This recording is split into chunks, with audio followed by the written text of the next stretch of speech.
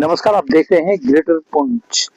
आज हमने अपने इस प्रोग्राम में मधु किया है भारतीय जनता पार्टी जम्मू कश्मीर यूटी के एग्जीक्यूटिव मेंबर राजीव टंडन जी को। इनसे हम जानना चाहें कि जो बजट सेशन रहा है, चाहे वो जम्मू कश्मीर सरकार का हो या भारत की सरकार का हो, जो भी पेश किया गया है उसके हवाले से ये एक मजे हुए सियासतदान के साथ साथ एक अच्छे बिजनेसमैन भी हैं। इनसे जानना चाहेंगे कि किस तरह का बिजनेसमैन और आम लोगों पर इस बजट का फर्क पड़ेगा। राजीव जी, आपका वेलकम है हमारे इस प्रोग्राम में। तो हमें बताइए कि जो ये बजट पेश हुआ, भारत सरकार की ओर से भी बजट पेश किया गया है, तो वो बजट जो आम जनता और जैसे आप व्यापारी हैं, तो किस तरह का ये बजट रहेगा आम जनता के लिए और व्यापारी लोगों के लिए?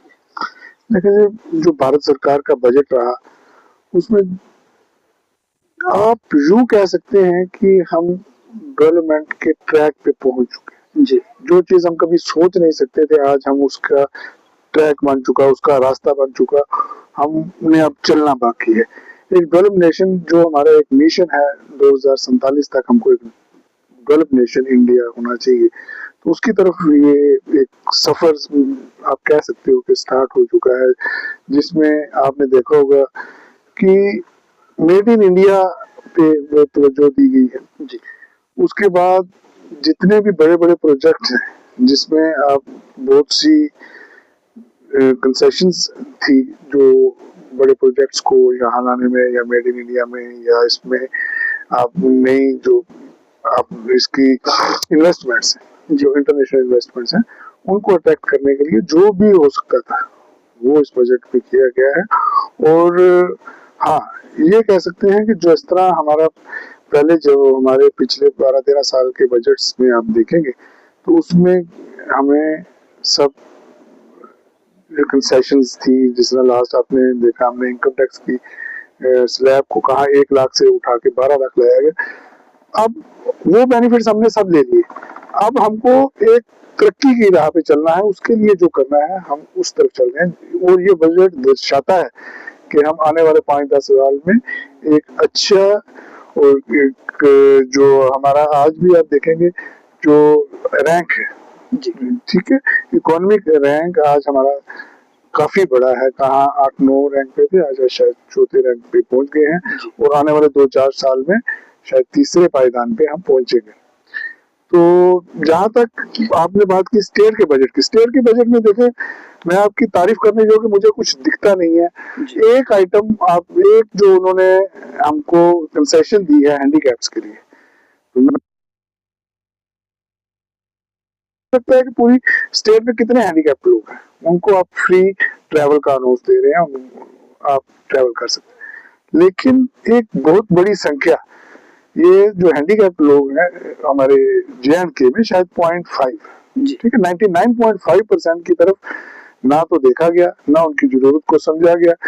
आज की डेट में जो नेशनल कॉन्फ्रेंस की गवर्नमेंट थी, जब इलेक्शन मैनिफेस्टो था इनका, तो उनको मैं कहता हूँ कि अगर मैनिफेस्टो में इन्होंने 13 चीजें रखी थी, तो उन्हें कम से कम 1 या 2 पे तो काम करना चाहिए जी। मुझे लगता है कि उन 13 की 13 चीजों में ये बिल्कुल फेल हो चुके हैं। सबसे बड़ा जो इनका एक नारा था कि हम एम्प्लॉयमेंट लाएंगे, मुझे इस बजट में कुछ ऐसा दिखा नहीं कि जिससे एम्प्लॉयमेंट जनरेट होगी। उसके बाद जो हमारे अनएम्प्लॉयड यूथ आगे पीछे भाग रहे हैं, कोई काम करने को नहीं है, उनके लिए कुछ दिखा रही। और सबसे बड़ी बात, जो हमारे अडाक बेस के एम्प्लॉइज हैं, जिनकी संख्या बहुत बड़ी है, वो भी वादा किया गया था कि जब हमारी हुकूमत बनेगी उसके 6 महीने में हम इनको परमानेंट करेंगे। आज 1.5 साल के बाद भी एक भी एम्प्लॉय को परमानेंट नहीं किया गया। तो बड़ा निराशाजनक जिसको कह सकते हैं हमारी स्टेट का जो बजट रहा है। तो उमर साहब से मैं रिक्वेस्ट भी करूंगा कि आम जनता के बारे में भी सोचें कि आम आदमी की आज की जरूरत क्या है, उसको क्या चाहिए, तो उन चीजों को देखते हुए वैसा कुछ किया जाए जिसमें कि आप आने वाले साल में दोबारा किसी वोटर के सामने या आपकी जनता के सामने दोबारा फेस टू फेस हो सके। जो काम उन्होंने किए हैं, जो बजट पेश किया, मुझे मतलब एज ए बिजनेसमैन मुझे नहीं लगता कि उन्होंने कुछ ऐसा किया है कि जिससे जो उनका नारा था या उनका एक इलेक्शन मैनिफेस्टो था उसमें बिल्कुल तो बेसिक जो लोगों की जरूरत है उसको भी ध्यान में नहीं रखा गया। जैसे पानी, पुंछ 47 से आज तक तकरीबन 8 गुना बढ़ चुका है। पाइपें वही पुरानी लगी हुई हैं, उस पर कोई फोकस नहीं है। आज भी कुछ ऐसे एरिए हैं जहाँ पे लोग इंतजार करते हैं आर्मी की गाड़ी आएगी तो पानी देगी, तो उस तरफ ही ध्यान नहीं दिया कि जबकि जल शक्ति मंत्री भी हमारे पुंछ के हैं। तो इसमें क्या कहेंगे? देखिए, ये हमारी बदनसीबी रही कि पिछले आजादी के बाद आप कह सकते हो पुंछ के साथ सुतेला व्यवहार होता रहा। कोई भी प्रोजेक्ट, कोई भी इन्वेस्टमेंट, कोई भी जितने फंड्स थे पहले तो पुंछ में दिए नहीं जाते थे। अगर दिए जाते थे तो उनको बिल्कुल गलत तरीके से यूज किया जाता था, जिसकी जरूरत नहीं है। जो आपने प्रश्न किया, मुझे लगता है कि आपके प्रश्न में ही मेरा जवाब है कि अगर पुंछ सिटी जिस स्पीड से बढ़ रही थी उस स्पीड के साथ हमारा सिस्टम भी बढ़ना चाहिए था। उस स्पीड के साथ हमारी पाइपलाइंस बढ़नी चाहिए थी। उस स्पीड के साथ हमारे जो वाटर पंप्स हैं वो बढ़ने चाहिए थे। ठीक है, उस स्पीड के साथ हमारी रोड्स बढ़नी चाहिए थी। लेकिन इसमें कभी मेरी भी उम्र लगभग 55 साल हो गई है, तो मैंने आज तक देखा नहीं है कि पुंछ में कोई नई पाइपलाइन पड़ी है या कोई नई रोड बनी है। जो रोडें बनती हैं उनको अगर नई कोई रोड का प्रोजेक्ट आता भी है, मैं आपको एक मिसाल के लिए बताऊं कि हमारे रिंग रोड का प्रोजेक्ट पिछले 7-8 साल से हम सुन रहे हैं कि रिंग रोड बन रही है, उसकी DPR भी बनी, सब काम हो गए, लेकिन ऑन ग्राउंड आप देखिए कुछ भी नहीं। ठीक, तो मुझे बड़ा अफसोस से कहना पड़ता है कि आज की डेट में हमारे तीनों MLA जो रूलिंग पार्टी से हैं, चाहे वो पुंछ का हो, चाहे वो सोनकोट का हो, चाहे वो मेंढर के हो, मेंढर के जो वो हमारे जल शक्ति के मंत्री भी हैं और भी बहुत से उनके पास महकमास हैं, तो लेकिन काम करने में वही स्पीड है, वही नोशन, वही सिस्टम।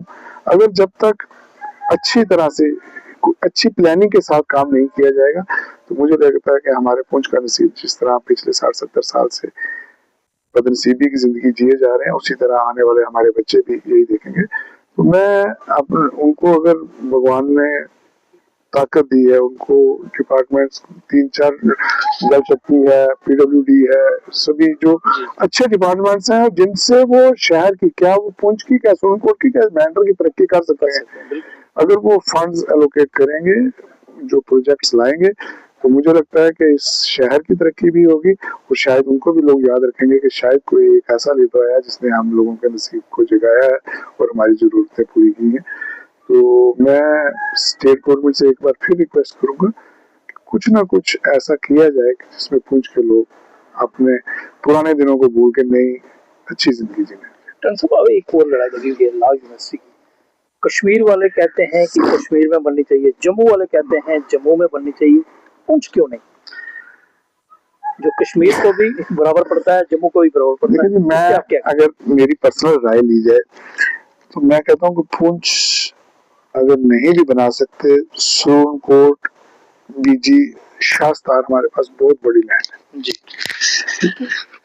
वहां पे बना दी जाए, जो वहां से कश्मीर वाला 150 किलोमीटर पर पहुंच जाएगा जी। ठीक, जम्मू वाला भी ऑलमोस्ट इतना ही सफर करके पहुंच जाएगा और पुंछ वाले 30-40 किलोमीटर चल के पहुंच जाएंगे, मेंढर वाले 30-40 किलोमीटर 50 किलोमीटर चलेंगे पहुंच जाएंगे। तो वो एक ऐसा सेंटर पॉइंट है जो सबको लिए फिजिबल है। आप कह सकते हो कि हर आदमी की पहुंच वहां तक होगी। और बाहर से कोई आता है जो आउट ऑफ स्टेट आता है तो उसके लिए वो चाहे जम्मू हो, चाहे कश्मीर हो या चाहे पुंछ हो, कोई इतना बड़ा मामला नहीं होगा।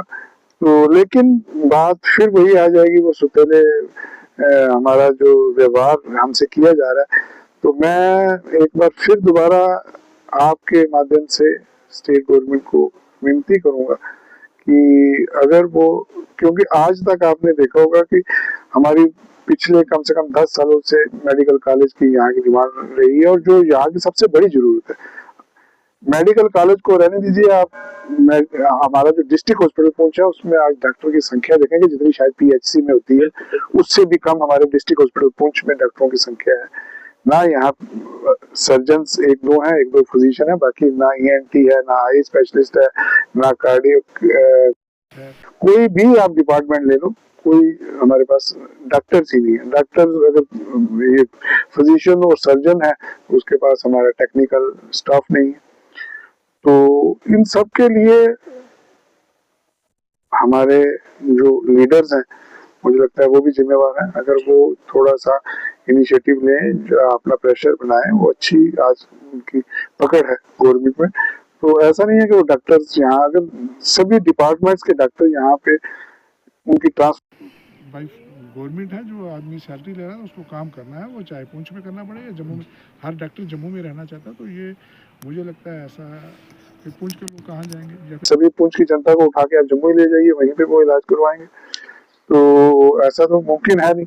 तो अब करना हमें वही कर पड़ेगा कि यहाँ पे पुंछ पे डॉक्टर्स लाने पड़ेंगे। और ये जो नेशनल यूनिवर्सिटी है, अगर ये यहाँ पे आ जाती है तो मुझे लगता है कि शायद जो हमारे पिछले जितने भी हमसे, हमारे साथ जो सुतेला व्यवहार या हमको जो भी हमसे किया गया, हम लोग पुंछ की जनता है उसको भूल के गवर्नमेंट का धन्यवाद करेगी। टंडन साहब, हम आपके शुक्रगुजार हैं, अपना कीमती टाइम हमें दिया।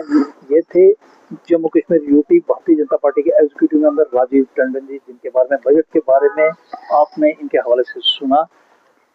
साथी रिपोर्टर जहांगीर शेख के साथ प्रदीप शर्मा।